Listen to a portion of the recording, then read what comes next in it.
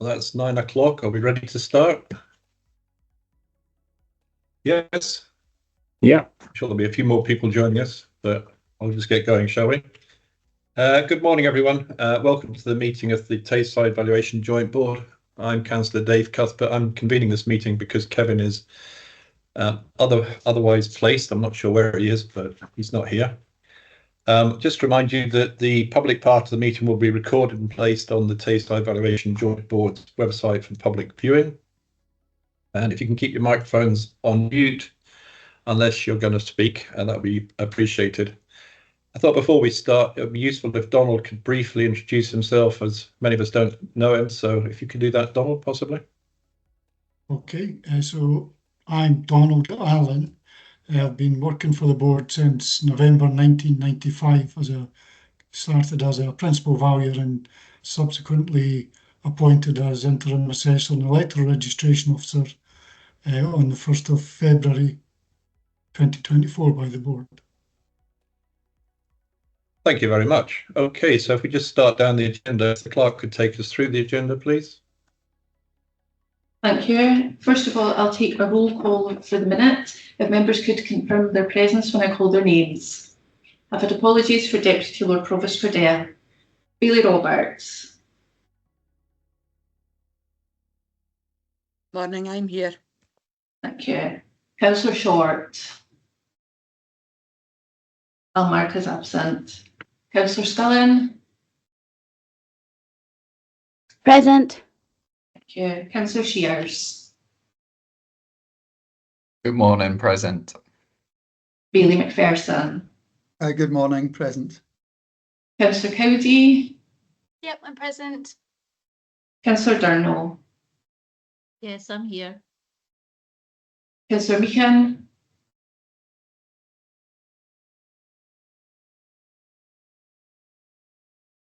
Almark is absent. Councillor Shepherd. Present. Okay. Councillor McCall. Present. Bailey Williamson. Present. Councillor Anderson. Present. Councillor Smith. Morning, present. And Councillor Cuthbert. Last but not least, but I'm present. Thank you, and that concludes the roll call. Okay, Take a sec. does anyone, sorry, do you want me to do this bit? Dick, does anyone have any declaration of interest?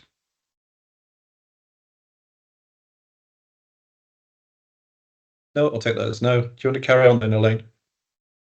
Thank you. Item 3 is the minutes of the meeting of the 22nd of January for approval. Are we all happy with the minute as it stands? I'll take that as approval. Okay, so we move on to the next one, which is item 4. Or is IT service recharge for Perth and Kinross Council network service access. Apologies. Okay, Donald, would you like to introduce this item? Yes, so this is an advisory note that Perth and Kinross Council took a policy decision to recharge all third-party service users of the IT services in 22-23, and they sent us notice that for the year 23-24, 24-25, that they would charge us for such use. I've discussed this with Perth and Kinross Council IT and finance representatives, and the expectation is that they will receive a recharge for this. I've made arrangements to contact Angus and Dundee City Council to see if a similar practice will be applied to ourselves, but I've had no response to date. Okay, thank you for that. Does anyone have any questions on this one? No, I'm not seeing any hands. Any comments? No. Okay, let's move on to the next item. Item 5. Electoral registration. Donald, do you want to introduce this one as well? Yeah, so this is a report to provide an update to the board on the Arbroath West, Letham and Freacombe by-election, and more importantly, preparations for the UK parliamentary election, and a statement on the funding provided by the UK government. Subsequent to preparation of this note, I have been advised that there is no requirement to apportion the funding supplied by the UK government between the ERO and RO services of Angus and Perth and Kinross Council. Okay, thank you for that. Any questions from anybody? I've only got one question myself, just to ask if there's been any impact or problems so far. Are we managing everything okay? Yes, we're managing admirably well in the circumstances. There is a significant volume of absent votes because of the holiday season, and a significant uptick on registrations and duplicate registrations. But yes, we're coping well in all the circumstances. Excellent, very good. Councillor Sheila McCall. Thank you, convener, and thanks for this report. I'm curious about the how we've notified electors about the need for voter ID, because anecdotally the information that I'm getting is that a lot of people haven't been made aware, or they're not aware of what's allowed and what's not. And for those who don't have a driving licence and or a passport, what their alternatives are. So I'm just wondering what we've done to notify voters about this. Yeah, well, and first of all, in our email footers that we sent to everybody, both within Angus, Dundee and Perth and Kinross, we have an advisory note at the bottom. We have taken the message to the concerned parties within residential homes in particular. And there is a national advertising campaign both on television and social media with the requirement to carry voter ID. There's also a message on our website, a variable message that hopefully gives Timmy's advice to provide to bring voter ID to the polling station, and as we move through the process to register and to submit postal vote applications on time. Thank you. If I may come back, convener. Did we, as a evaluation joint board, did we send correspondence out to households about this? No, we intended to do so. That was a plan, but we're thwarted in that by the election. That the election took precedent after it was called that the plans were in place to do so, but there was a national consideration by EROs through the Scottish Assessors Association Electoral Registration Committee that we wouldn't now issue that advice. Yeah, that's what I thought, because people have asked me why was nothing sent through, and this is a subject I've raised before about voter ID and about early notification, and I know that certainly we were waiting for the Electoral Commission to give guidance on this, so I'm aware that that was what was told here before, but I think that's a serious concern. So I just wanted to make sure I was clear in my own mind about what the Evaluation Joint Board had done or not done. Okay, thank you very much. Thank you, convener. Okay, no problem. Does anyone else have any questions? Okay, I don't see any hands coming up, so can we note this report? I'll take that as a yes. Can we move on to corporate plan, item 6? Donald, would you like to introduce the report? Yes, so this is the annual review of the corporate and service plan. It's been updated to reflect the new annual obligation regarding the audit of those self-catering units entered in the valuation role, updated to reflect the Elections Act changes, and in general the statistics relevant to the previous financial year. Thank you for that. I see that Fraser McPherson has a question. Thanks, Convener. With regard to the information on page 25, 4.3, develop and improve customer targeted policies, which talks about ensuring, frankly, that we engage well with the public. I'm very conscious of the fact, and it was some years before I became a member of the Valuation Joint Board, but I did speak to the then assessor, Alistair Kirkwood, at the time, when the decision was taken by the then board to remove having an office in Dundee. And obviously there are only offices now in Forfar and Perth. That was obviously a concern to many of us on Dundee City Council. And I was just really wondering if I'm wondering if Mr. Allen could comment if any consideration has been given whilst I know there has been no intention thus far of bringing back an office in Dundee. But I did say to Alistair Kirkwood at the time, even if there were, for example, a regular drop-in facility, for example, which I'm sure Dundee City Council would be happy to host, if that might be for both non-domestic and domestic customers, it might be quite a helpful thing to do. And I was just really wondering, Mr. Allen, if that's been considered at all. I mean, I understand that under the former assessor, Mr. Christie, that discussions were held with the estate section of Dundee City Council. I haven't progressed those. I'm not aware of the previous discussions in detail, but it's something that I or the forthcoming assessor could review in due course. That's very helpful, Mr. Allen. Obviously, we're aware that Mr. Ray starts at the start of September. Could I maybe just leave it if the board's comfortable with this, that Mr. Allen, once, obviously Mr. Ray will take a little bit of time to settle in. I think we all understand that.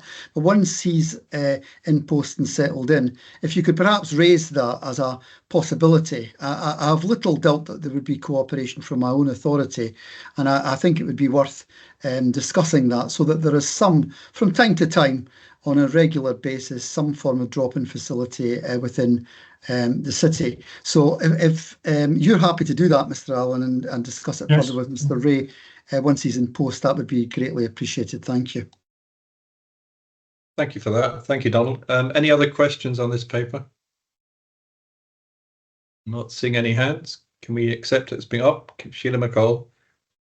Yeah, I mean, I take the point raised by colleagues from Dundee City Council, but we do have regular updates of properties and premises and services provided, and surely that would be the most apt time to have a review of volume, throughput, etc., and demand, rather than just do an ad hoc one for Dundee only.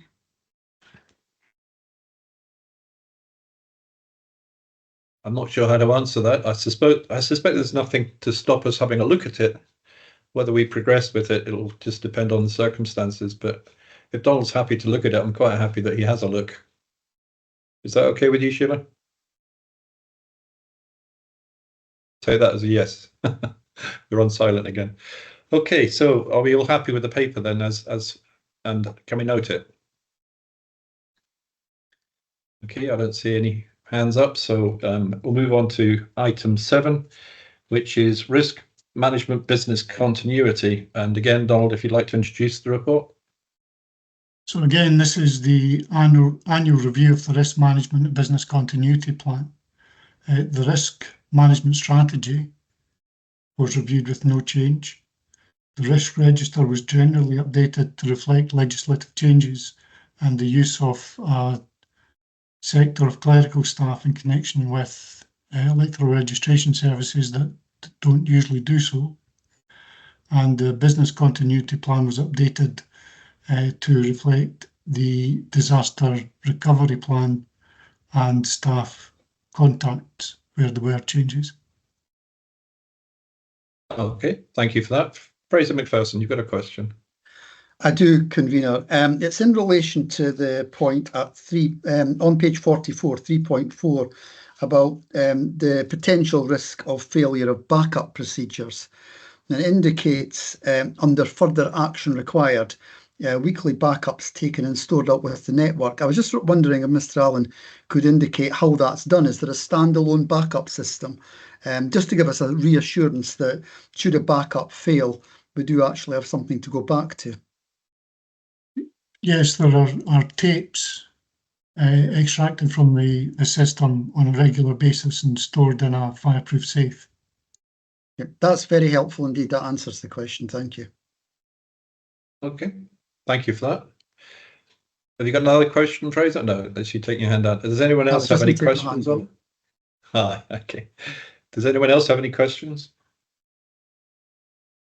I'm not seeing any hands. Oh, this is going quickly. Wonderful. Okay, can we note that report? We all happy? Okay, I'll take that as a yes. Can we move on to the Freedom of Information Policy, item 8? And Donald, would you like to introduce this one? Yes, so this was reviewed as a result of the internal audit. That was because it hadn't been reviewed for a number of years. There's a minor adjustment only in its content to the address of William Wallace House. Okay. Anybody got any questions? I think this is fairly simple, this one. No? Okay, can we note it? Not seeing any hands up to say no, so we'll take that as noted and move on to the next paper. Now, I think that's the fraud guidelines. I'm losing track here. Matthew, would you like to introduce the report? Yes, the fraud guidelines were part of the review of sort of all the policies across the valuation board. On review, no changes were made with the exception of contact details for people like the assessor who have changed and treasurer who have changed in the time since it was last carried out. So that's the only changes made to the previous guidelines. Okay, that's great. Thank you. Does anyone have any questions? I'm not seeing any hands. I'll be happy to note this report. Can it be approved, rather? Not seeing any hands again, so we'll just move on to the next paper then. Take that as approved. Internal audit, item 10. So Donald, would you like to introduce this one? So this is a report on recent audits undertaken by Henderson Logie. The corporate governance audit undertaken recently had an outcome which was good, with no significant weaknesses identified. Follow-up reviews showed good progress, where 3 out of 5 were fully implemented, 1 of the 5 partially implemented, and we'll resolve that at the August board meeting in relation to the health and safety report. And 1 out of 5 showed little or no progress, which is a relatively large task, which requires liaison with the data protection officer of the board, and we intend to tackle that during the course of this year. Okay, thank you for that. Do we have any questions? And again, I'm not seeing any hands up. I'm wondering if everyone's been too busy delivering leaflets, maybe. Okay, no more questions. Can the report be noted? Again, I'm not seeing any hands, so we'll take that as noted. If we move on to item 11, which is the unaudited annual accounts for the year ended 31st March 2024. Matthew, would you like to speak to this item? Yes, thank you.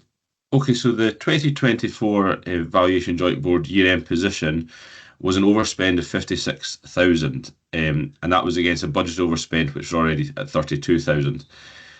This reduced the Valuation Board reserves to 44,000, of which 26,000 is ring-fenced for spend on individual electoral registration. The largest area we had of overspend throughout the year was supplies and services, and that was largely just overspend on computer services and postages. The other large movement you'll notice in the accounts related to the pension IS 19, but that is not a distributable fund. It's just actuarial assumptions for accounting purposes. So even though that shows a large movement in a surplus, we have actually had a deficit throughout the year. And as I say, the reserves are required to be topped up to the recommended treasurer level, and so far Perth has contributed their funds towards that. I know Councillor Cuswell had a query you had regarding that. Yeah, I was just wondering if the others are also paying up. Presumably they will be. Yeah, we receive it sort of on a monthly basis. I get it through to myself, so I'll find out the next one when that comes through. Okie doke. I don't anticipate any problems. Okay, that's good. Anyone else got any questions? Not seeing any hands, so can we note the paper? Again, I'm not seeing any hands, so I'll take that as being noted. And we'll move on to item 12, which is the Audit Scotland Annual Audit Plan. Matthew, would you like to speak to the item? Yeah, Richard Smith is actually from Audit Scotland, who I believe will be speaking to this item. Okay, so Richard. Thank you, Chair. Yeah, I wasn't going to say too much about it. It follows a fairly similar format to previous years, so should hopefully be self-explanatory to members. So I'll just very briefly touch on what each section covers and then happy to answer any questions. So the first section on page 247, this sets out the work we need to complete for our audit of the 23-24 annual accounts. And you'll see within that, as well as the financial statements, it also covers the work we need to do on the management commentary, annual governance statement and remuneration report. The second section of our plan explains that as public sector auditors in Scotland, our responsibilities go beyond just auditing the accounts, and there's also areas within the Code of Audit Practice that we're required to consider for public bodies. However, it also explains there that due to the low volume and lack of complexity of the transactions of the Joint Board, we can actually limit that for an audit of this size. So our work in that regard will effectively focus on the financial sustainability of the Joint Board, and Matthew's already talked about reserves levels, so that'll be one of the considerations, and also arrangements that the Joint Board has in place to secure best variance operations. So effectively just looking at how you ensure that all the operations are effective and efficient. The third section of the plan sets out a reporting timetable and also explains the fee for the audit. And you'll see that in Exhibit 4 there, that it explains that we're again planning to complete the audit in time to sign off in November. So due to the resources we've got and the prioritisation of council and pension fund audits, we again won't be in a position to sign off then September. I think it explains in the plan that that is due to Audit Scotland's resources, so not in any way due to timing of when we'll get the accounts from Matthew. So we're hoping at some point we'll be able to get back to pre-COVID timetables, but for this year, it's expected it'll be after the Joint Board meeting on the 18th of November that the accounts will be signed. And then the final section of our plan sets out our approach to working with Intel Audit, and particularly how we ensure that we don't duplicate the work of Intel Audit. And then it also sets out the arrangements that Audit Scotland have in place to ensure our independence and objectivity to conduct the audit, and also our internal quality control arrangements. So that's really who audits the auditors, and it explains there that ICAW do quality reviews on us, and we love getting audited as much as the bodies that we audit ourselves. So those are the sections I wanted to highlight, Chair, but happy to pick up any questions members have on our approach to the audit. Okay, thank you for that. Does anyone have any questions? Right, Brenda. We're always getting told from the accountants and auditors that when they have a change of government, there's always a massive risk. So I'm just wondering if that really will affect you before you get your November figures in place, or do you just have to wait and see what happens?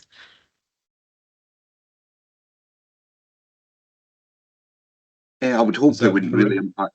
Oh, sorry. Go on, carry on.